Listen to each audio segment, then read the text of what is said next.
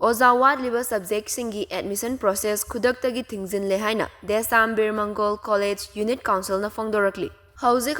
higher education na chathariba lairik tambagi mawong asi aduki matik mawong maril tandaba fibam amada leire. Admission gi matamda mahairoi intake asi yam ka hena lausinba aduga Oja yam ka hena watpana lairik takpiba matamdasu oja sudabana maram oiraga mapung fana takpiba ngamdabana exam gi matam lakpada pass khaki khanlaga aranba pambay sizinaduna exam thaba asi hauzik chathariba fibam amani. Afaba mirol ama afaba kunai ama semba haibasida education system fagathanba haibasiga yamna mari leine. Marama sina hauzik chathariba admission process asida Oja Watliba subject sing kudaktagi Thingjinkhre. Karigumba aikoina haizariba asida tabidana admission process tawrabadi maduda thoklakpa afafatagi daita khudingmak principal amadi head of department singna pugadabani haina Desam Unit Council Birmangol College ki maikaidagi khanganlakli. Hauzik Manipur chatharaklib higher secondary education system asi yamna mong marin tadaba fibam amada leire khudam oina admission gi matangda mahairoi intake asi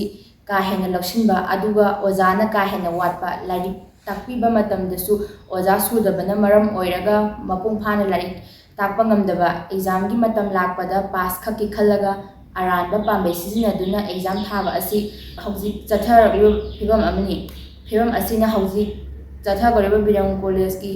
admission process asi Oja Watliba department sing khudakta Thingjinkhre kariguma mathakta thamjariba wafam sing asi thawoibidana admission process ki thabak asi makha chatharapa taragadi college asi ki principal amadi head of department na misi tholokpa daite khudima pujagadabani.